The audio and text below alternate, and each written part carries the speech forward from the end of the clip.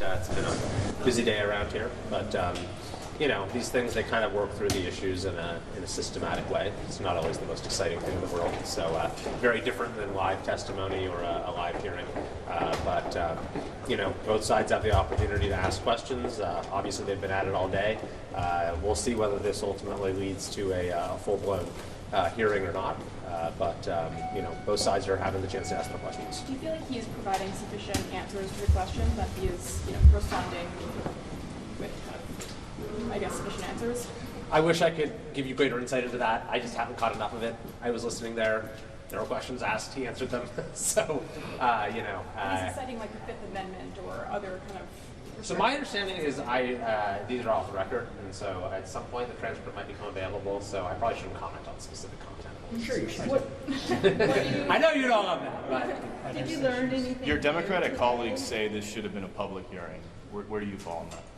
Well, we have brought in special counsels in the past for hearings. Like we had Robert Herr, who came in and testified. We had Bowler came. That was before my time. We had who was the guy who did the investigation of Crossfire Hurricane and all that? Durham. Thank you. We had Durham come in. So it wouldn't be that unusual.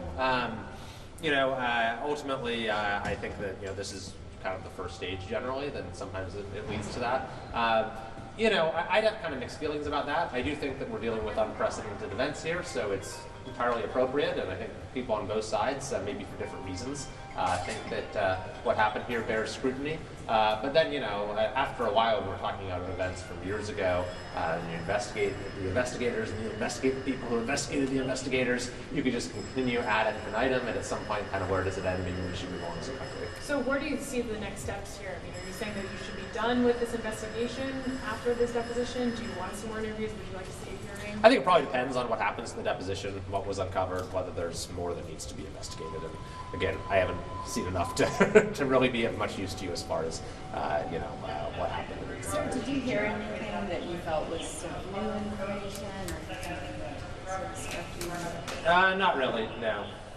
Do you agree with the notion that this is a more efficient way of getting answers versus the regular open hearing, potentially causing interruptions and having time limits and things like that? Has that been cited by someone? I don't know. I'm just asking if you think whether this format's efficient for getting answers. They kind of serve different purposes. And I think that in the past you have had people who do the deposition and they do the open testimony, and so when you do a deposition, it's kind of more of a fact-finding matter, right? And you have the chance to be really specific and to make sure you get answers and information and areas where you can then follow up and further witnesses you might want to talk to.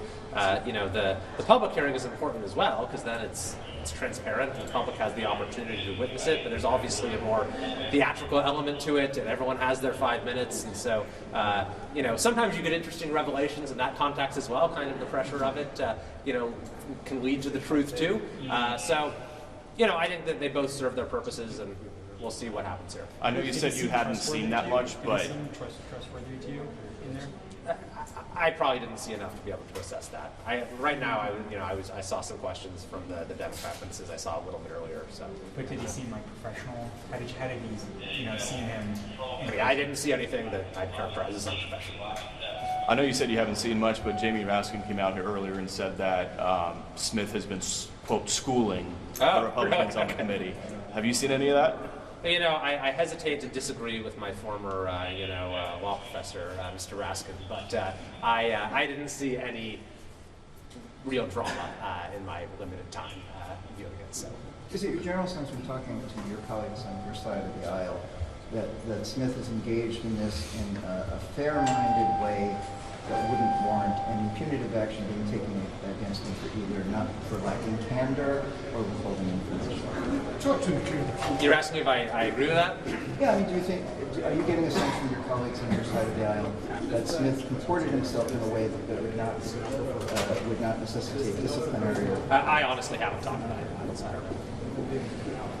Sorry guys, wish I could be more helpful. I got to run to a 5:30 interview camp. Thank you.